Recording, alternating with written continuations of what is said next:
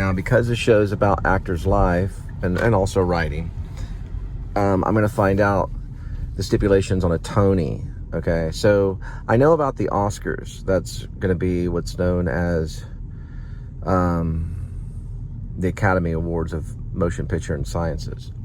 Oh, and also that Sam Shepard play was Eyes for Consuela. I talked to somebody that knows Spanish, was able to pronounce it for me. Okay, now going back to the Tony. I don't know the stipulations for a Tony, but for an Oscar, back in the day, I don't know about now, but back in the day, the movie, it could be shot on any medium. So it can be video, digital, 35 millimeter. It doesn't matter the amount. Back in the day, it had to be 35 millimeter because you can only see a movie in a movie theater on a 35 millimeter. So for you to win an Oscar for a movie, it has to be seen in Los Angeles area in a movie theater.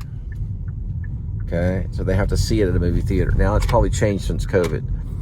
Or they could see it in New York at a movie cinema house. New York City or Los Angeles. And it has to be, I don't know the stipulations now. So if it's different, let me know. That was it. So your movie would have to open for at least a weekend. I think it was like Friday, Saturday, and Sunday. For at least a weekend at one of the theaters. Eraserhead could have been, I think it could have been an option. I don't think they thought they were going to win because they didn't. But it did play in a movie theater in the Los Angeles area. So it could have won. I didn't, but it could have been nominated. It wasn't. But other stuff of David Lynch's later down the road has been nominated for an Oscar. I don't think David Lynch, the greatest filmmaker probably of all time since Federico Fellini, has ever won an Oscar. Now, will they give him a Lifetime Achievement Award?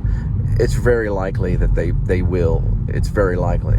So when they give you a Lifetime Achievement Award, it means that you were in the spotlight long enough, you were good enough to stay in the spotlight, and here's your reward. Since Inland Empire, things have calmed down for David Lynch. And he did that with a digital camera. It was like a handheld camera. I think he had a boom mic and some other stuff. But yeah, it was played everywhere. So those are the stipulations. So Tony, I don't know. I know for a fact that the theater itself in Houston, known as the Alley, it's the Alley Theater, it does have a Tony. See, the theater itself can have a Tony for a season or for whatever. The theater, I'm not talking about the plays, I'm talking about the theater. You can win because of how the theater operates for that season. Okay? That's a Tony Award. So the Alley has one. So theaters themselves have Tonys. Same thing with plays. There's a lot of different Tonys that are option. There's original work Tonys and stuff. It's mostly around the playwright.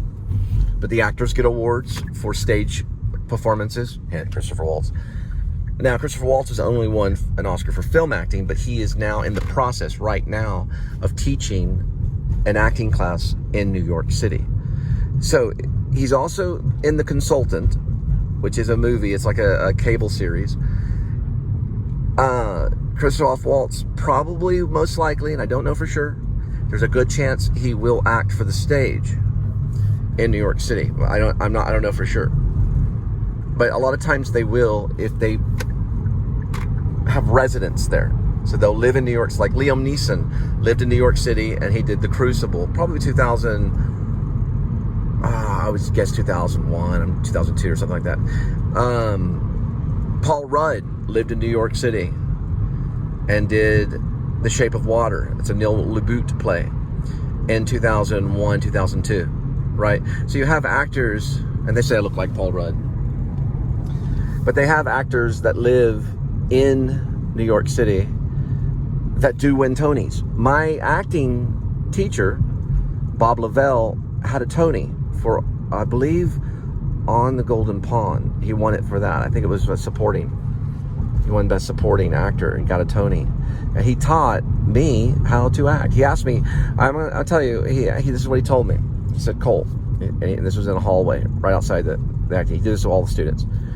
I don't know if he said the same thing. And he said, do you think you really want to do this? I said, yeah, I wouldn't be here if I didn't. He said, well, I said, why do you ask? He said, well, you went in, I did a scene, or I did an improv scene where I came back to my apartment, my dwelling, and I existed within the dwelling. So what I did is I came back, put all my stuff up, and answered the phone, and lay down on the bed, and began talking on the phone until he said stop, or cut, whatever. So, well, whenever you lay down on the phone, when you lay down on the bed, you put your phone up to your chest. And I said, oh, did I? I said, yeah. I heard him yelling at some of the teachers one time. I said, so? He said, oh, well, it looked kind of awkward. I said, oh. Then at the end of the year, Bob sat me down and he said, this is Bob Lavelle, he's passed away.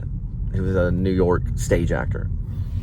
He said, Cole, I saw him on Off-Broadway. I saw him in an original work that was based upon Columbine. He played a faculty worker at a high school and a dad. I think he played a dad. I was going to say a dad. Anyway, regardless of the play, he sat me down and he said, I said, Cole, you got some talent, but you need to work on self-control. I said, thank you, Bob. Now, that wasn't Bob Valentine band. That was Bob Lavelle. Okay, now, Bob also had walked up to me when we were doing Imaginary Monologue. And it was after we finished Imaginary Monologue. I'm not going to tell you what went on in Imaginary Monologue. And he came up to me, like emotional, and said, that was admirable work. That was very admirable work. So this was coming from an actor that had won a Tony. So, you take that all into play, because they didn't lie to their students. But he didn't tell me to stop, like Marjorie Hayes. She said, I think you should direct or write or something. But he did say, you need to work on self-control.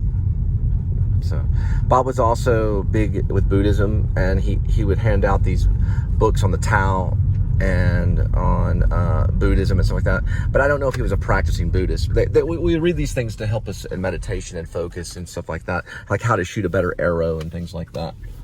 There is a Tao book and of archery. That was a book I think given to us by Teva, who taught Alexander. She was basically a dancer that taught us Alexander technique, which is a form of movement for all. It's basically to master movement economically so the voice can be freed. Bob taught kind of a Lee Strasberg / Stella Adler technique. He pulled from Stella Adler and from Lee Strasberg and Meisner too. He taught all three because they all work together. All those acting teachers work together because they emphasize different aspects of acting. Lee Strasberg, he talked about emotional recall and sense memory and focused on things like animal exercises. He worked with the actor's senses and imagination. And then Meisner worked on like not having a line reading and being like real and instinctual. While Stella Adler told you how to act from your soul, that you act with your blood. So they all had different kind of methods. Stella Adler taught Marlon Brando. But Stella Adler philosophized and she focused on costumes. And Diane Salinger had worked with Stella Adler. She was also one of my teachers. But anyway, Bob had worked with everyone. Even Dean Lipton. Dean Lipton mostly had worked, I believe, with Lee Strasberg, but he was taught by Stella Adler. But he did work with Strasberg. He was taught by Stella Adler, and he had gone to France, where Stella Adler went. So Stella Adler was his basis. So that's why we taught Stella Adler in the Actor Studio Drama School. But the Actor Studio very, very intensely focuses on Strasberg's work, but they do consider everybody. I think Uta Hagen's probably the best.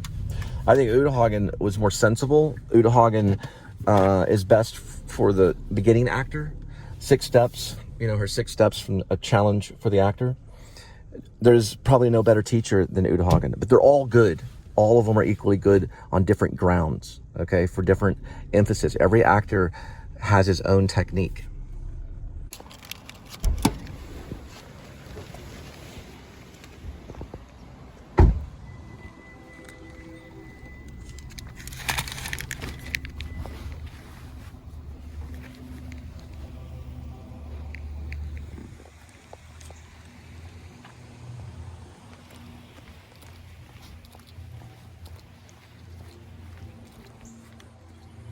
Sometimes I say, what does your instincts tell you to do? Now try the opposite.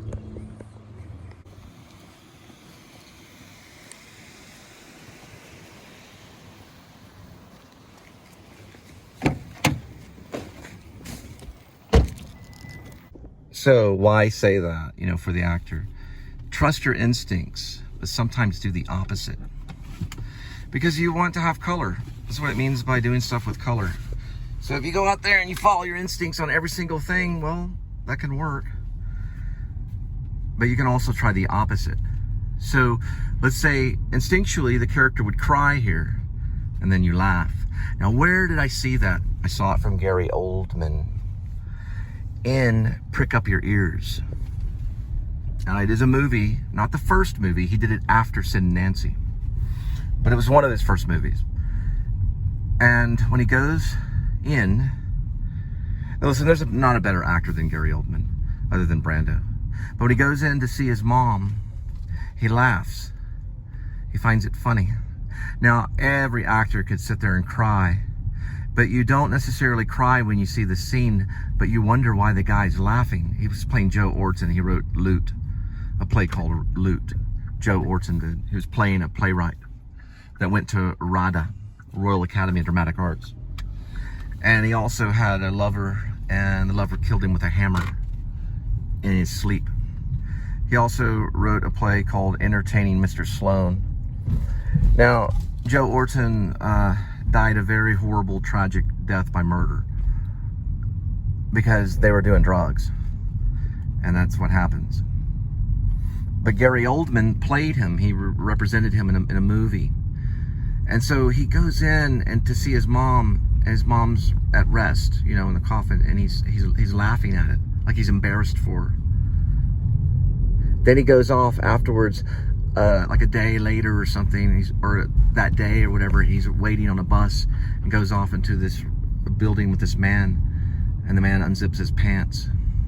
He shows that scene. It's not vile. They don't show nudity. Not a whole lot. They show the butt, no more than Terminator. But meaning they show like the rear end, like they would in Terminator with Arnold Schwarzenegger, but they don't go further. There's really no nudity almost. There's no frontal nudity or anything like that. So it's not horrible, but I think Gary Oldman wanted to reveal humanity. I don't think he was making a gay play. It's under gay and lesbian film, but it certainly doesn't have to be. I don't consider it one. I consider it a drama, bio piece. I don't consider it in the gay and lesbian field. I don't feel it is one. It's not promoting gay or lesbian lifestyle. But Gary Oldman proved, and after he did Sid and Nancy, Sid and Nancy, he proved he was one of the best. But when he did that role, and I didn't see it until just recently, he's kind of proven the same thing that Marlon Brando proved in Last Tango in Paris, on how humanity can be revealed almost like a documentary. I don't think that's, no, yeah, I see it goes that way. Almost like a documentary, it's that real. It's amazing. And I've never seen him behind the camera, but we've all, look at this. There's two right there. My goodness gracious. It's like 1.3 seconds. But they reveal aspects of life. Marlon Brando could reveal aspects of life that we would only see in life. We wouldn't really see that in the movie house, or we wouldn't see it on screen, but it was there. Gary Oldman can do the same. Why they can do it, I don't know. It's like the Renaissance painters, or those painters that painted the Renaissance, may I say, like Renoir or whatever. Those painters that could get it so right that it almost looked like a photograph. Some painters can do that. And some painters are Picasso. And Jim Carrey, he's more of a realist. He's not a Picasso. He thinks he's a Picasso. But there's different types.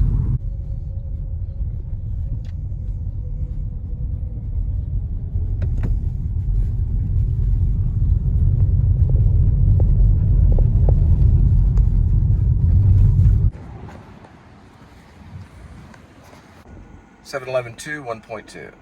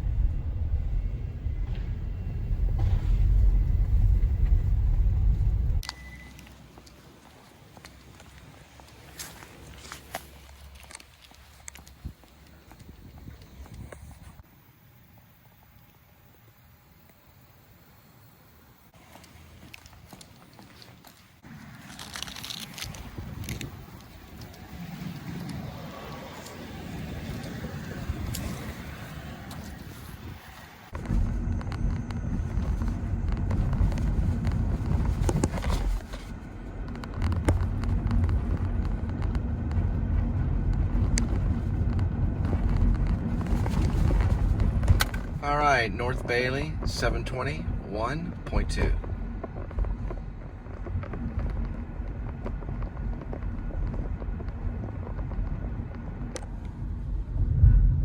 All right, in the back of my trunk, there's only one cup holder. This has a faulty thing where it'll open. I had a stack of cup holders. So someone took my cup holders. I don't know who it was. Unless it flipped out that way, which I don't think it did. It's not behind here.